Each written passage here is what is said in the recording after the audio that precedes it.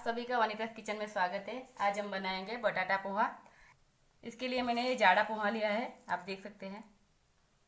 ये मैंने छन्नी ली है, उसमें हम ये पोहा डालेंगे। ये पोहे को हम अच्छे से भिगो लेंगे पानी से, ताकि जो डस्ट होता है वो सब चला जाए पानी में नीचे। ये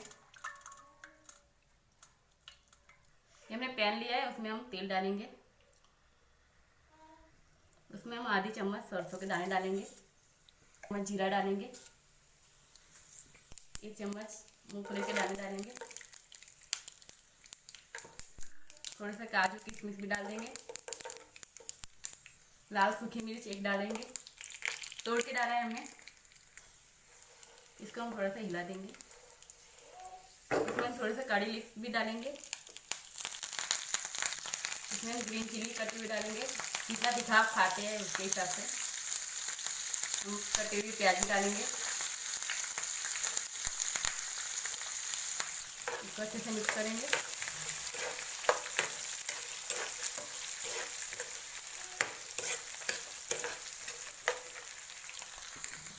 हम इसमें बारीक कट किया टमाटर डालेंगे, इसे भी हम मिक्स कर देंगे।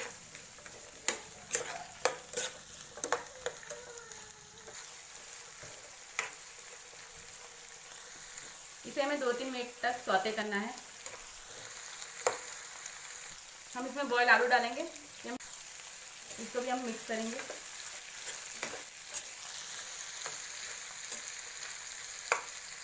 इसमें हम भिगे हुए पोहे डाल देंगे।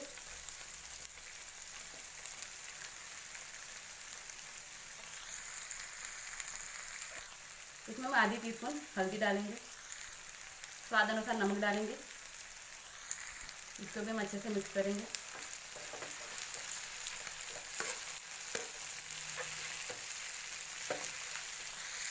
इसमें हम आधा नींबू का जूस डालेंगे। इसमें हम शुगर ऐड करेंगे 2 चम्मच। इसको भी हम अच्छे से मिक्स करेंगे।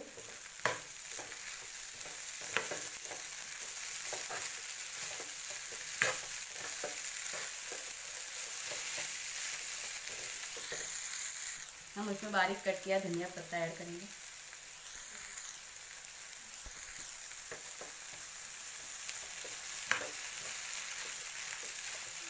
आप देख सकते हैं कि मेरा पोहा रेडी है। चलो उसको सर्व करते हैं।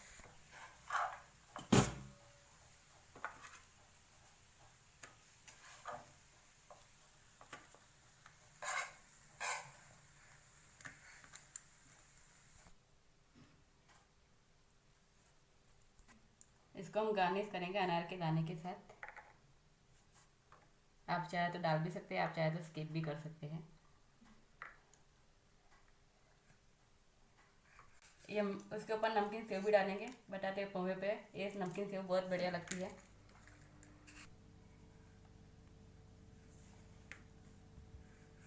हम गर्मा गर्म एंजॉय करेंगे।